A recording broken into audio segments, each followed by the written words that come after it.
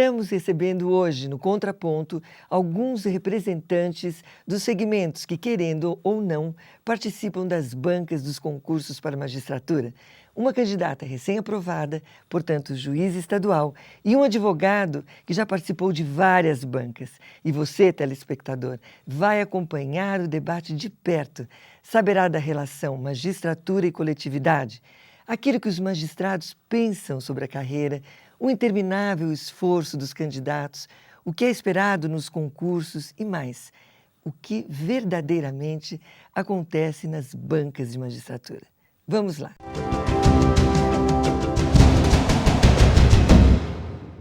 Bem, a nossa convidada da noite, a recém-ingressa na magistratura, a jovem juíza, doutora Carolina Bertolazzi. Boa noite, doutora. Boa noite. E o advogado, o ilustre advogado, ex-presidente do Instituto dos Advogados de São Paulo, doutor Rui Fragoso. Boa noite, doutor Rui. Boa noite, Cacilda. Bem, comecemos com as mulheres.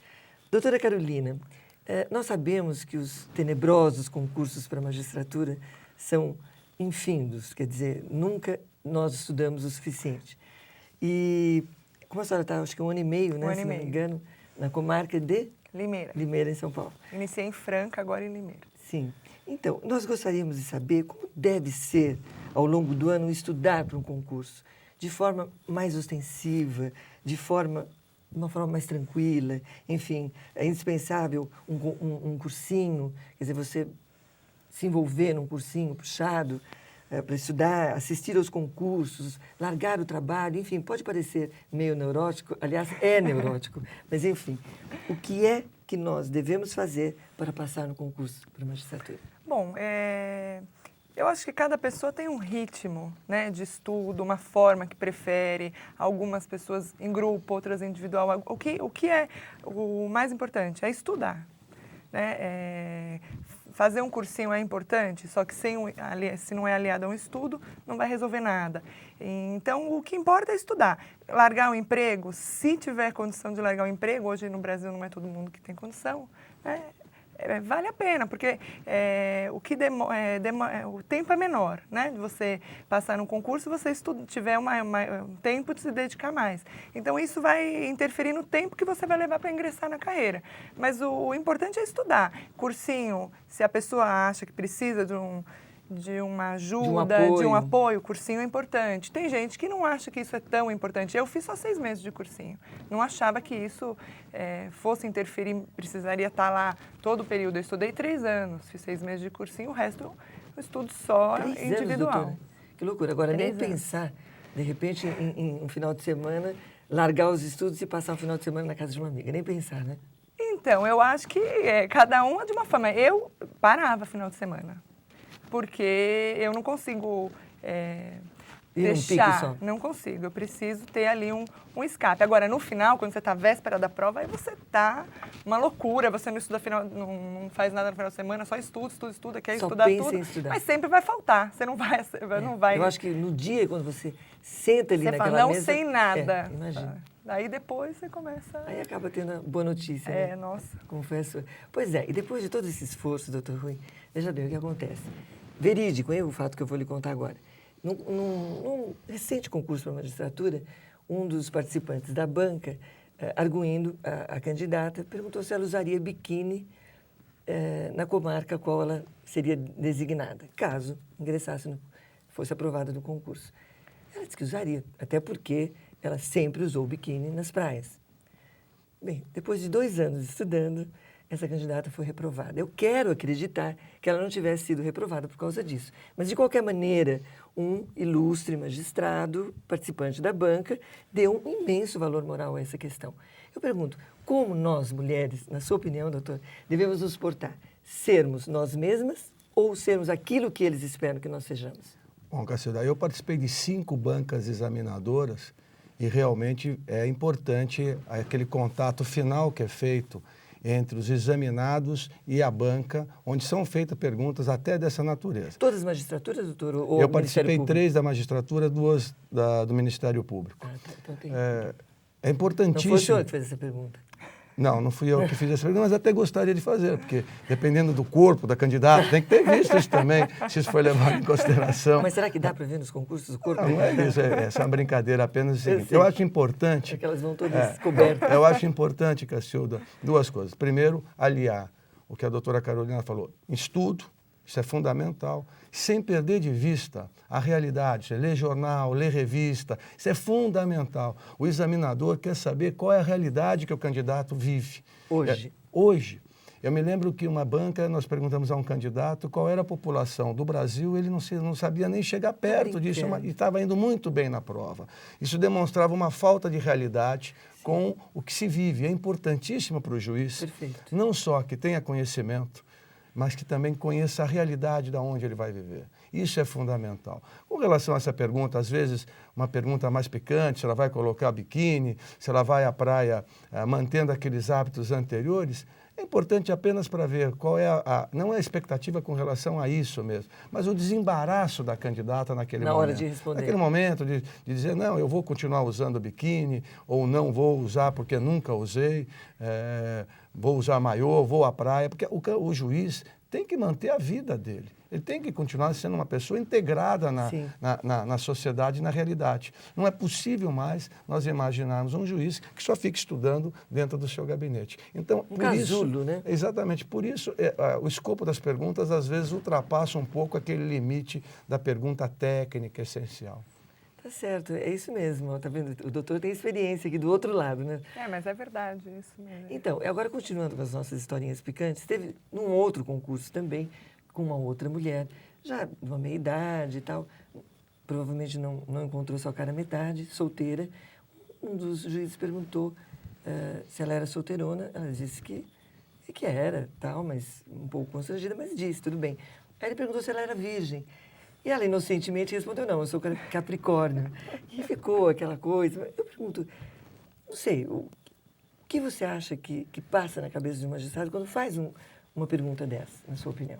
Esse tipo de pergunta, eu acredito que os examinadores eles não estão ali interessados na resposta em si, e sim no contexto de como o candidato vai lidar com essa situação, de se ele tem um jogo de cintura, como ele se sai de uma pergunta dessa. Então, ele não quer saber se você é virgem, se você vai usar biquíni, e sim como que você lida, né, com uma situação de pressão ali, da resposta, como ele quer sentir o candidato. Eu acho que talvez até a resistência, né, até onde o candidato se altera, não se altera. Exatamente. Mas se você me permite o seguinte, eu acho que até as perguntas o examinador tem que tomar cuidado também como fazer. Claro, porque essa pergunta, se foi colocada dessa forma como foi dita, ela poderia ter sido feita de uma forma mais amena e menos agressiva.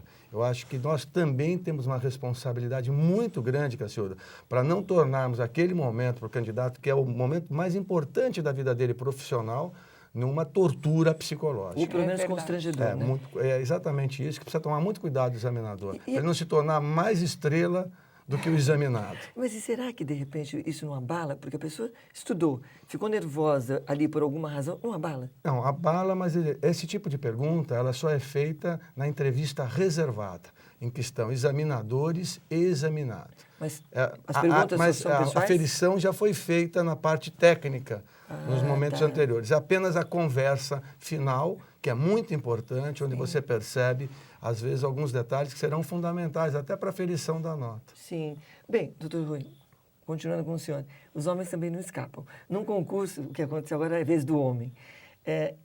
Teve lá um candidato que foi todinho trajado de branco. Sapatos brancos, calças brancas, camisa branca, gravata branca, paletó branco, enfim, inteiro de branco. Conclusão, foi reprovado. Bom, mas só um detalhe, Ele resolveu prestar concurso em outro estado, entrou e hoje é um juiz, não vou citar nomes, mas um bom juiz, um excelente juiz no Rio de Janeiro. Explique-se, doutor. Se era numa sexta-feira e se ele tinha, vamos dizer, crença nas religiões baianas, eu até está plenamente justificado. Né? Agora, eu acredito que o fato de ter sido vindo tudo de branco pode impressionar, né, a banca, no sentido... Às vezes ele errou, ele estava pensando que estava num concurso para medicina, médico, alguma coisa assim. Mas eu acho que esse fato, são fatos que não chegam a ser decisivos, mas são fatos que influenciam positivamente. Eu digo uma coisa, Cacilda, que é curioso. As candidatas, elas usam até um protótipo, elas vão com o cabelo preso, colar de pérola. Doutora Carolina vai depois dizer... preto. Óculos sem grau. Óculos, ou às vezes com um pequeno óculos, mostrando assim, uma aparência, vai ficar um pouco menos jovem. Então, existe até um marketing para apresentação relativamente à banca. Agora, com relação a esse candidato, ele não teve uma assessoria de marketing adequada. Adequada. Gente, Mas se me permite, depende da banca examinadora. A minha banca examinadora, o presidente, sempre que via uma menina de preto, ele comentava, de novo de preto. Ele gostava de ver as pessoas com cores, assim. Cores vibrantes. Exatamente. Então, depende da banca examinadora. Mas você tem que tomar um certo cuidado, você não vai de mini saia, não vai... evidente, né? eu acho que é o caminho do meio, né? O famoso O caminho homem, do acho meio. que pode, né? O tradicional, um terno, uma gravata. Mas eu acharia escura. um rapaz tão feliz, todo de branco ali, imagine. De bem com a vida, né? Bom, enfim. Pode ser. Doutora, e nós sabemos que todo ser humano, né? Todo ser humano tem as suas fraquezas e vontades. E uma magistrada não é diferente disso, tem também. Como é que fica a senhora depois, agora, como juíza? A senhora consegue hoje sair, por exemplo, ou sairia de minissaia na noite, beijaria demoradamente no bar do seu namorado, teria uma crise, um ataque de ciúme, como é normal as pessoas terem, ou sei lá, indo mais além um pouco, nadaria nua no mar de uma praia deserta, enfim, essas coisas da vida. A senhora faria? O importante é você tentar manter o que você já era antes de ingressar na magistratura, porque o fato de você, de um dia para a noite, que é isso que acontece, você fica juiz, isso não muda o que você é, né? Então, é óbvio que você tem que tentar se conter, principalmente no interior, que você está ali... que é mais visado, É né? muito visado. No interior, todo mundo está olhando para você, né? É engraçado que quem sai daqui de São Paulo e vai para lá, aqui ninguém nem sabe. Você está andando na rua, ninguém sabe o que você é, se é juiz, se é advogado. O que você faz, né? Agora, no interior, não. Você vai num lugar e todo mundo sabe que você é juiz. E isso gera comentários. Isso é enorme. Então, no interior, você tem que tomar um pouco mais de cuidado. Mas... Eu não passo muito por esse tipo de coisa, porque... Nunca foi ciumenta? Eu nunca fui ciumenta. Praia deserta, até nadaria, se me desse vontade, tivesse... Não vejo nenhum problema nisso, né? Mas eu acredito que você tem que manter o que você é, né? E não vejo que a Ou seja, profissão... ser aquilo que você não foi na banca, mas ser aquilo que você é. Exatamente, você é desse jeito, tem que se conter. Eu acredito que você não vai sair de mini saia por aí, mini blusa, sair agarrando as pessoas, né? Eu acho que isso aí não é porque você é juiz, é qualquer pessoa, né? E acho que não... Manter a linha, né? Exatamente. Assim. Doutor Rui, agora eu pergunto, como pode ser um juiz feliz e, portanto, um bom juiz, aquele magistrado, se nós considerarmos no sentido que ele não pode fazer as coisas que ele gostaria de fazer, se ele não pode ser ele mesmo, em suma? Eu acho que, é claro que tem a ver um equilíbrio, mas acho que fundamentalmente o ser humano tem que ser feliz. Se ele não pode fazer o que ele gosta, se isso não traz felicidade, ele fatalmente não será um bom juiz. O importante é você conseguir aliar na sua profissão, quer como advogado, juiz, a sua felicidade. Em primeiro lugar está a nossa felicidade profissional. Eu sou filho de juiz, mas sou profundamente feliz como advogado. Amo a advocacia. Então, eu acho que esse raciocínio deve valer também para a juíza. E isso vale para a pergunta anterior que você fez. Você tem que manter, e a Carolina respondeu muito bem, a doutora Carolina, nós temos que manter aquilo que nós éramos. Claro que guardadas algumas proporções em relação à atividade que você exerce. Mas o fundamental na vida, Cacilda, você sabe muito bem, é nós sermos primeiros felizes. Sim, é verdade. Bom, doutora Carolina, como a senhora acha que deve ser o comportamento de um juiz recém-ingresso na magistratura no interior, na comarca, no interior? Quer dizer, ele deve se relacionar com os prefeitos, com os vereadores, aos quais um dia até pode vir a julgar, com o delegado de polícia, enfim. Como ele deve se portar no interior? Então, no interior, como eu disse, né, já disse para vocês, você é mais visado, né? A profissão, todo mundo está olhando, tem um interesse. Então, eu acho que tem que se relacionar, né? você tem que ter Mas um bom também na relacionamento medida. com outros juízes, com promotor, com advogado, com delegado, mas você não pode deixar que isso interfira no seu trabalho. Ótimo. Né? Tem que ter a medida. Sempre tem que se Tudo, autovigiar, né? exatamente. Se autovigiar. Né? Eu acho que qualquer profissão, você tem que se preservar. Né? Então, Doutor Rui, agora, depois de toda essa nossa conversa, o senhor acha que existe um protótipo de candidato? Ou seja, há um perfil para aquele que vai prestar o concurso de magistratura, tanto homem quanto mulher? Não, acho que esse perfil já vem sendo modificado, quer dizer, aquela figura da mulher que tinha que comparecer vestida assim de preto, com o cabelo puxado, responder apenas tecnicamente, ocultar o seu lado como mulher, ocultar as suas vaidades, isso daí já está sendo superado. Eu acho que as bancas... E isso é uma prova, se nós levarmos em conta que há 25 anos atrás não tinham mulheres juízas. O estado de São Paulo foi o último estado da federação a recepcionar mulheres como juízas. E hoje nós percebemos que nos concursos, quando não há predominância das mulheres aprovadas, há um grande equilíbrio entre mulheres e homens. Então, acho que não existe protótipo. E que os cursinhos pregam em relação a protótipo é apenas para impressionar num primeiro momento. Claro que eu não acho que o fato da pessoa ir toda de branco seja o fator fundamental para ela ser reprovada. Agora, que deve ter pesado, pesou. Pesou. Agora, o senhor se formou quando, doutor Rui? Me formei em 1980. Bom, vamos lá, para aquele tempo. Se eu tivesse prestado um concurso naquela época, que eu sei que o senhor era assim, tudo bem, o senhor era um bom aluno. louríssimo, bom aluno, mas louríssimo, cabeludo, usava uma franja. Quer dizer, o senhor tivesse prestado esse concurso, o que o senhor acha que teria acontecido com o senhor? Bom, Evidente que hoje o senhor não está tão loiro, tão cabeludo, mas... É gentileza sua falar que eu não estou tão cabeludo, que eu não estou tão loiro. Né? Voltando 20 anos atrás, eu acho o seguinte, na verdade, eu nunca me senti vocacionado para ser juiz. Mas provavelmente eu acho que eu deveria. Eu usava cabelo até aqui, é isso que você está brincando, aquele cabelão. Peraí, dá licença um pouquinho só. Deixa eu pedir para o Mecene lançar a sua foto na tela, para o senhor dar uma olhadinha como o senhor era maravilhoso. Nossa, não, eu ainda sou maravilhoso. É verdade, desculpe. É apenas uma mudança ali relativa a peso e pouco cabelo. radical, tá certo. Mas o intelecto continua o mesmo. Eu acho que agora está aprimorado pelo tempo, que aprimora efetivamente. Eu acho que a importância do tempo aprimorando.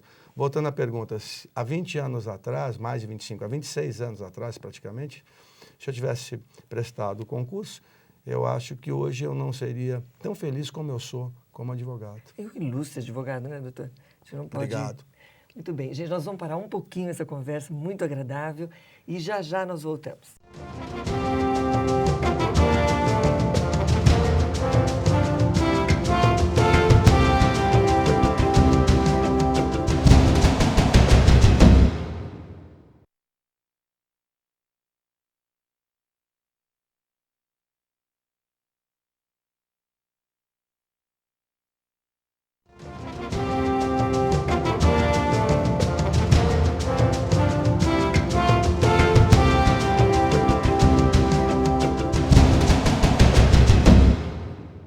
Bem, de volta agora ao nosso segundo bloco, com a doutora Carolina Bertolazzi, juíza estadual, doutor Rui Fragoso, advogado. Mas eu esqueci, doutor Rui, de um detalhe. Quando nós estávamos comentando agora no final do nosso primeiro bloco sobre a sua estampa maravilhosa do cabelo comprido, loiríssimo, nos anos 70, o senhor, exatamente. Eu esqueci de um detalhe importantíssimo. O senhor partiu para os dias, de fato, com um colega seu na faculdade, porque ele teria lhe chamado de Vanusa. É verdade isso? Na verdade é o seguinte, para os teus telespectadores mais jovens, Vanusa, muitos não podem nem lembrar mais da Vanusa. A Vanusa é o equivalente à Xuxa hoje pelos cabelos louros. Mas não era um colega, era um jogo de futebol, a famosa 33, e era um adversário naquele momento no jogo de futebol. E realmente acho que eu dei uma entrada mais forte, e ele falou, pô, Vanusa, qualquer coisa assim, eu fiquei mais nervoso ainda. Imagina. Hoje, se alguém me chamasse alguma coisa relativa assim, àqueles cabelos hoje, eu ia até agradecer. Bem, agora vamos ao nosso segundo bloco de fato. A prática da magistratura endurece ou amolece a alma, doutora? Endurece e amolece.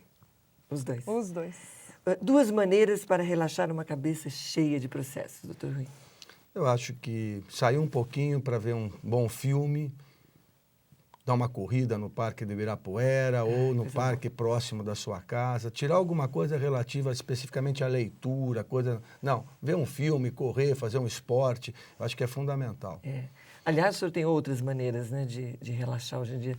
Inclusive, a doutora Carolina tem uma história engraçadíssima que ocorreu no escritório dele com um estagiário. Doutor Rui, o senhor quer contar?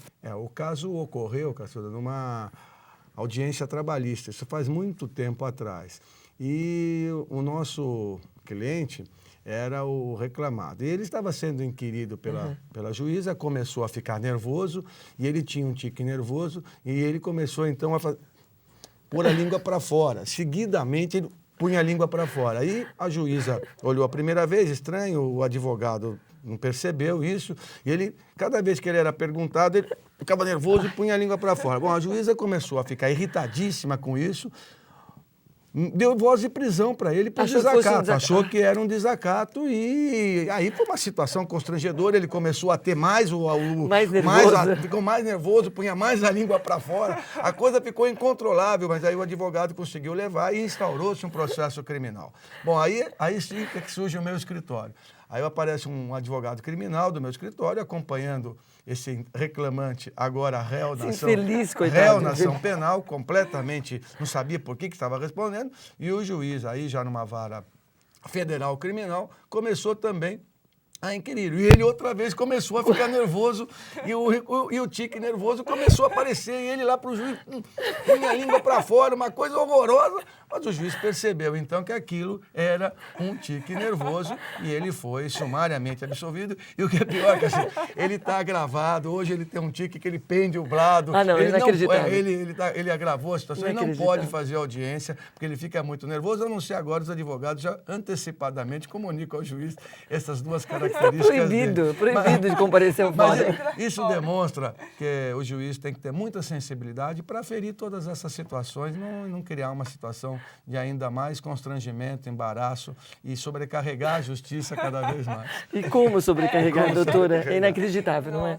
Bom, vale como experiência, né, doutora? A senhora sente medo ao interrogar, doutora Carolina, um bandido sanguinário, homicida? O que a senhora faz? A senhora manda tirar as algemas ou não? Não tenho medo de interrogar um preso perigoso, homicida, mas eu também não tiro algemas, até porque a questão das algemas, elas dependem do esquema de segurança que você tem ali no fórum, né? A polícia que tem a norma, então acho que o juiz não deve interferir na questão da segurança ali do preso, e se tivesse acho que em outras condições de segurança, se o fórum oferecesse, você consegue ficar sem algema, mas da forma que nós temos hoje, isso é quase que um ato administrativo, não é? Exatamente. Seria isso, não é? Mais ou menos, não é, mas é o seguinte, é o que ela está dizendo, é um contexto que vai determinar se tira ou não tira. O aconselhável seria até que tirasse as algemas para ele se sentir à vontade. Mas às vezes a estrutura que é oferecida ao lado do Poder Judiciário, não pelo Poder do Judiciário, não permite esse tipo de avanço constitucional que todos nós gostaríamos de ter. Então você tem que preservar, né, tanto a figura do juiz quanto da sociedade ali, de todo mundo que está no fórum. As magistradas perdem o romantismo, doutor? Eu espero que não. Eu espero que não. Eu acho que elas não devem perder de maneira nenhuma o romantismo, nenhuma das características essenciais da mulher e do homem. Estão autorizadas a perder? Não devem. Qual é o maior prazer, doutora? A estabilidade de emprego, a ausência de um patrão ou o ideal da prática do julgar? Eu acho que você consegue aliar as três coisas. As três coisas te dão prazer. Em primeiro lugar, o ideal. Mas isso aliado ao não ter patrão e a estabilidade financeira ajuda muito. Em termos gerais, doutor Rui, o medo do poder da magistrada não obrigaria o parceiro a respeitá-la de possíveis agressões físicas? O que você acha? Bom, eu não sei, eu convivo com uma procuradora do município, respeito doutora muito. Flávia. Doutora Flávia, graça, minha querida mulher, com quem estou casado há mais de 20 anos. Eu quero dizer o seguinte, eu acho que... E na linha, né, Rui? Sem dúvida nenhuma, sem dúvida nenhuma. Eu acho que o fato da mulher juíza, o fato da ascendência intelectual da pessoa é que permite equilíbrio, até aquilo que a gente havia conversado um pouquinho antes. Sim. Independente da função, o fato da ascendência intelectual é que vai levar, o equilíbrio intelectual entre o casal é que vai permitir um casamento duradouro. Tá certo. Isso, inclusive, a sua campanha também nada está interferindo nisso, Não, a né? minha campanha OAB, não, minha mulher tem sido bastante tranquila e permitido que eu saia aí pelo interior quase Ótimo. todos os finais de semana. Nada como confiar, né, doutor? Nada como confiança. Doutora Carolina, e essa relação homem-mulher, a senhora acha que muda com o status de juíza? A senhora é casada? Eu sou noiva. Noiva. E a senhora acha que vai mudar?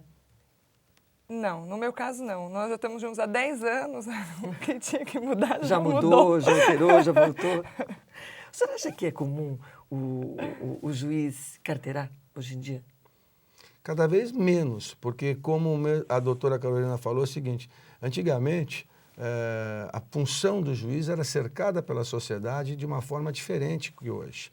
E ainda em São Paulo, hoje a figura do juiz de direito não está cercada daquele glamour de 30, 40 anos atrás. No interior ainda vive um pouquinho assim, né? Eu me lembro de uma história, Cacilda, que era o seguinte, logo que meu pai mudou para São Paulo, ele era juiz em Mogi das Cruzes, e mudamos para São Paulo, ele bateu o carro. Ele guiava muito mal, bateu o carro. Desceu do carro, começou a discutir, ele sempre muito tranquilo, e minha mãe falava assim... Os outros não, né? Ele muito tranquilo, ele não falava nada, e o motorista do outro carro falava alto. Aí minha mãe falou assim... Fala para ele que você é juiz, Fragoso. Fala que você é juiz. Né? E meu pai não falava. Ele é juiz de direito, minha mãe falou. E o cara falou, não tem importância nenhuma isso aqui. Isso já há algum tempo atrás. Mostrava aquilo que a Carolina falou. No interior, o juiz ainda é uma figura de grande relevo na sociedade. Em São Paulo, Já não é mais. embora importantíssima a atividade que exerce, a própria sociedade não recepciona dessa mesma forma. Da mesma forma, tá certo. Como magistrada, a senhora acha que a sua tolerância frente aos erros dos outros aumentou ou diminuiu? A tolerância aumentou. Qual a arma mais poderosa que um juiz tem, doutor Rui? A caneta. Não a carteira, a caneta. caneta. E qual o ponto mais vulnerável, o ponto fraco, doutor? Vaidade. O que mais o irrita? Ao No senhor? juiz ou Não. no ser humano em geral? Ser humano. É a falta de franqueza, eu acho. O que mais a encanta? As diferenças. Beleza. Como cidadão comum, o senhor tem medo da paixão, doutor Rui? Daquela relação passional que pode levar ao crime? Não, eu não tenho medo da paixão. Né? Eu estou apaixonado, continuo apaixonado pela minha mulher, e isso é uma felicidade muito grande. Eu acho que eu não tenho medo da paixão. Eu acho que a paixão impulsiona ainda mais o ser humano. Acho que o homem não deve, nem a mulher, estar fechado para paixões. Maravilha. Doutora, quantos quilômetros separam a juíza da mulher? Se for quilômetros no real sentido, no meu caso são 200 quilômetros. Mas não separam. Não devem separar. Muito bem. Bom, doutor Rui Fragoso, se lhe entregassem um envelope que guardasse dentro de um papel registrada a data da sua morte, a senhora abriria? Não. Doutora? Ai, abriria. Mulher é curiosa. Isso é forte, hein? Agora nós estamos terminando o segundo bloco, então eu vou arriscar uma última pergunta com relação a concurso para a magistratura. Doutor Rui, se uma filha sua fosse prestar concurso para a magistratura, o que é que numa frase o senhor diria a ela? Pense bem. E a senhora, doutora, se fosse um filho seu, o que a senhora diria? Estudo e dedicação. Bem, agora resta saber do telespectador se eles acham que os candidatos ingressariam na magistratura, não é mesmo? Bom, eu acho que a minha filha, eu gostaria que fosse advogada, obviamente, eu gostaria que fosse advogada. Ela está fazendo direito? Ela está no segundo ano de direito, é aquela que chega em casa, Cacilda, todo dia com uma pergunta que eu não sei responder. Que é fato jurídico. Aquelas perguntas irrespondíveis, diferença entre prescrição e decadência, diferença entre fato e a doutora ato ainda sabe porque ingressou, não é, doutora? Aquelas perguntas Vai perdendo com o tempo. são aquelas perguntas que são feitas na faculdade, mas que na vida profissional você nunca vai utilizar. E quando tiver que utilizar, vai ter que estudar. Eu acho que se ela do jeito que ela vai indo, estudando e tal, assim como meu filho parece que também vai pelo mesmo caminho, eu acho que eles terão grandes chances de ingressar numa carreira pública. Agora, particularmente, eu gostaria que eles fossem advogados, mas não vou fazer nenhuma força diferente da vocação que eles apresentaram. Muito bem, a senhora, doutora, quando tiver os seus também, né? Acho que é normal você tentar trazer para a sua profissão, os filhos, né? Eu tentei com meu irmão, não deu certo, porque ele Não foi deu ser certo? veterinário. Veterinário. Bom, tudo bem, eu acho que Mas eu acho os que o pais sempre importante é tentam. seguir a vocação. Bem, olha, foi um prazer tê-los hoje aqui no programa, uma conversa agradável, simpática. Vocês estão de parabéns, doutora Carolina, doutor Rui. Obrigada. E até a próxima, quem sabe daqui a um tempinho, com boas notícias, não é mesmo, doutor Rui? Não é mesmo, doutora? E, então, e a você, até a próxima quinta-feira.